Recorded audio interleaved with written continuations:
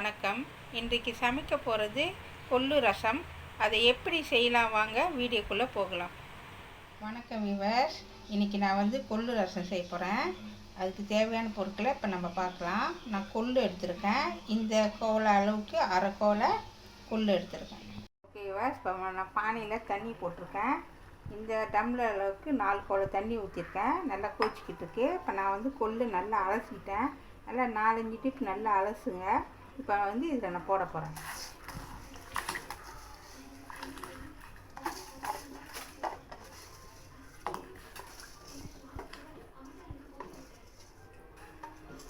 ஓகேவா, போட்டாச்சு.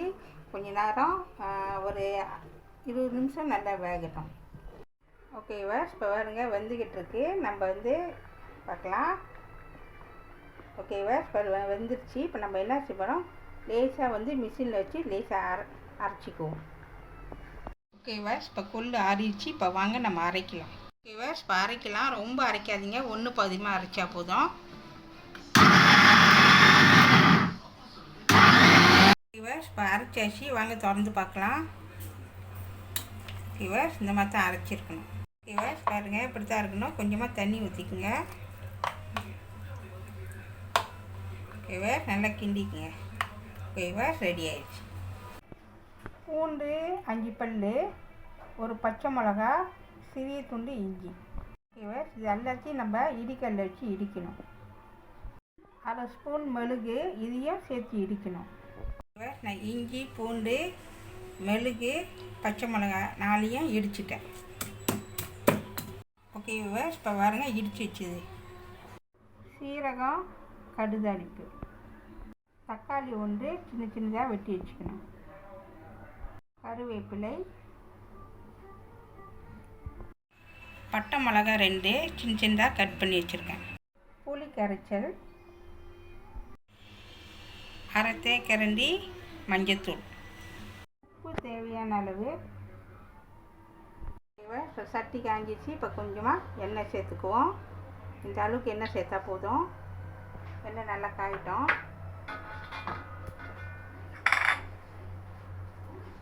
கடுதாளிப்பு, சீரகத்தை போட்டுருவோம். ஓகேவா, இப்போ நல்லா கடுதாளிப்பும் சீரகம் பொரிஞ்சிச்சு. இப்போ பட்டை மிளகாய் சேர்த்துக்குவோம்.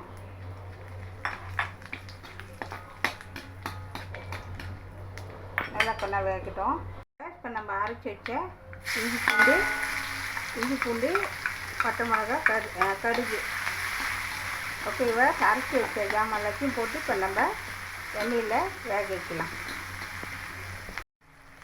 ஓகேவா, இப்போ நம்ம அரைச்சி வச்ச இஞ்சி, பூண்டு, மெழுகு, பச்சை மிளகாய் எல்லாத்தையும் இப்போ போட்டு நல்லா எண்ணெயில் கொஞ்ச நேரம் வதக்கணும்.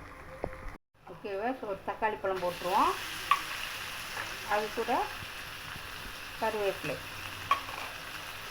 கொஞ்சோண்டு உப்பு. தக்காளி பழம் நல்லா வேகணும். ஓகேவா, நல்லா கிண்டி விட்டு கொஞ்ச நேரம் தக்காளி பழம் நல்லா வேகட்டும். ஓகேவா, இப்போ நல்லா வெந்துச்சு. இப்போ நம்ம ஒரு கோலை தண்ணி ஊற்றுவோம். ஓகேவா, இந்த சில்வர் கோலில் ஒரு கோலை தண்ணி. கொஞ்ச நேரம் கொதிக்கிட்டோம். ஓகேவா, இப்போ லேசாக கொதி வருது. இப்போ நம்ம மஞ்சத்தூள் சேர்த்துக்கலாம். சேர்த்துட்டு நல்லா மிக்ஸ் பண்ணி விடுங்க. ஓகேவா, அடுத்தது எலுமிச்சைப்பழம் அளவு புளி. இதை நம்ம கரைச்சி வச்சுருக்கோம். இப்போ நம்ம இதில் சேர்த்துக்குவோம். உங்களுக்கு எவ்வளோ புளிப்பு வேணுமோ அது தகுந்தாப்பில் ஊற்றிக்குங்க. புளி கூட வேணுன்னா புளி கூட ஊற்றிக்குங்க, குறவான்னா குறவா ஊற்றிக்குங்க, பிரச்சனை இல்லை. ஓகேவா, புளி, மஞ்சத்தூள், தேவையான அளவு உப்பு சேர்த்துக்குங்க. சேர்த்துட்டு நல்லா கிண்டி விடுங்க. கிண்டி விட்ட பிறகு நீங்கள் என்ன கொதி வரட்டும், ஒரு கொதி வரட்டும். ஓகேவா, இப்போ பாருங்கள் கொதிச்சிக்கிட்டுக்கு. நம்ம அரைச்சி வச்ச இந்த கொள்ளு பேஸ்ட்டை இதில் சேர்த்துருவோம்.